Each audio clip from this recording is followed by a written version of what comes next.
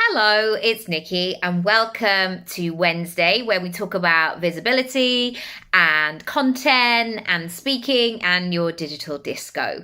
Today, I want to talk about storytelling and the power of it within your personal brand, your small business, however you identify when you're talking about yourself, your career, your business out there in the world.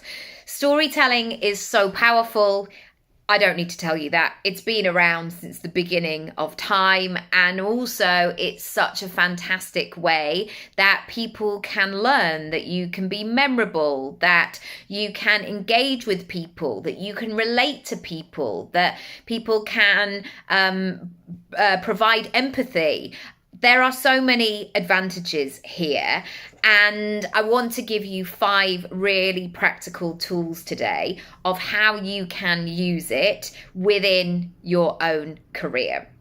Number 1, you are the narrator. So that narration needs thought, consideration, care, thought. I've said thought, planning. And for you to really know who you want to be as that narrator. And I think sometimes these abstract phrases of just use your most confident voice, or go you can absolutely do this, you can smash it. And these are really great affirmations, and it's lovely if somebody says that to you. But I want you to have a clear understanding for yourself of when you're on and when you're not. Whenever I'm narrating something, whether it's me doing a video or a piece of content or a speaking gig in front of 1,000 people, I always want to have that element of showtime. Like, I've got this. Audience, you don't have to worry. I've got us all. I'm going to navigate our way through this. I'm planned. I'm prepared. I am rested. I've got things that I've got to share. Here's where we're going to start, and this is where we're going to end. I like that feeling within myself and my content. So, for example, on the opposite hand, I'm not going on Instagram going, hi guys, I don't really know what to talk about today, because that's not my greatest version of narration. If I haven't got anything else to say on Instagram today, I'm just not going to say it. I'm going to go and cook my dinner and watch the telly and have a nice time. And then I'll come back when I have something to say. So I want you to, first and foremost, maybe write down some ideas, some adjectives of how you want to be as the narrator. Do you want to be assured? Do you want to be relatable, compelling, mysterious? There are so many different angles that you can take. So number 1, narrator. Number 2, from the beginning, I want you to consider the setup. So the kind of theme, the gender, the topics, and really set up the space for your viewers, your audience.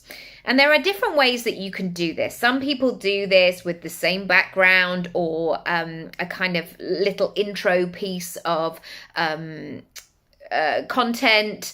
Sometimes people only do one kind of content or one kind of thing. So, or, they might be in their dressing room, for example, they always do their makeup in there, or they're always going to talk about something that they're cooking in their kitchen. So you never see any other part of the house. You know that their theme, that their genre is all about cooking.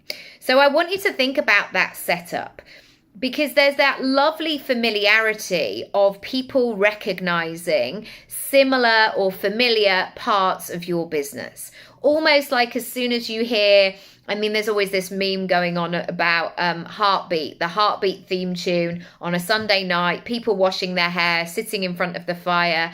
Many people of my generation would certainly go, as soon as I heard that Heartbeat theme tune, I knew it was Sunday night, and I knew all of these things. So I want you to think about that in terms of your content. So it's not random. So it's maybe a little bit more cohesive.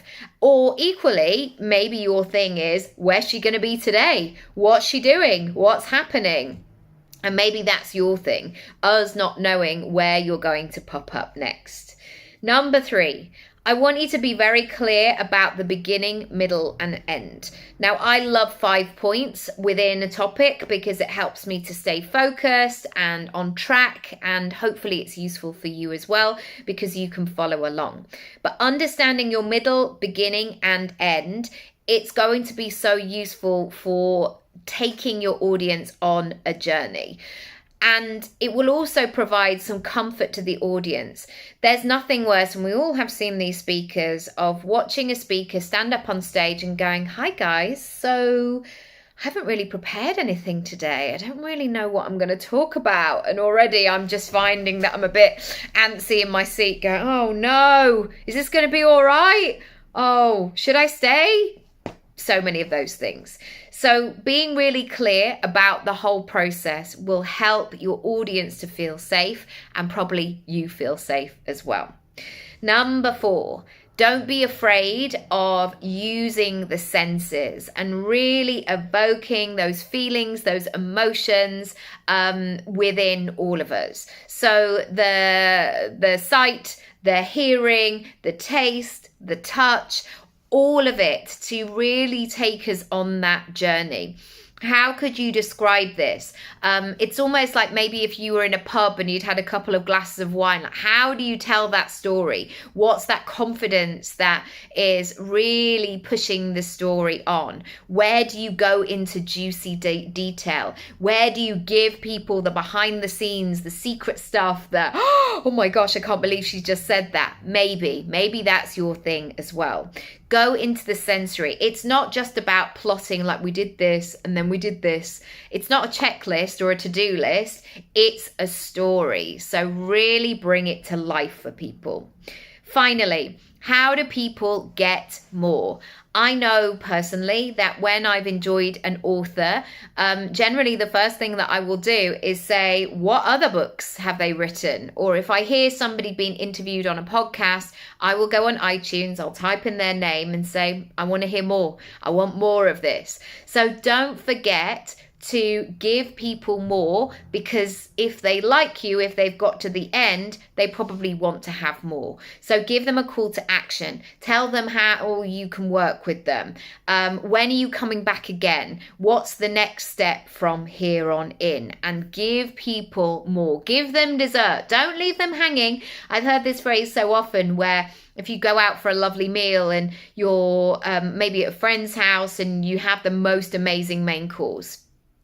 If you've had an amazing main course, it's likely that you'll want a pudding. Like, do you think this, what we're going to have?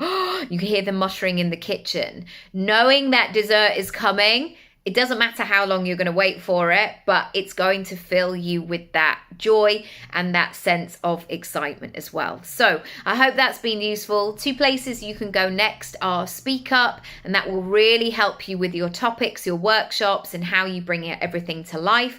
And secondly, your digital disco, really putting up those stories, that sense of you, your about page up online so everybody can find you, get to know you, and go from there. Lots of love. Bye.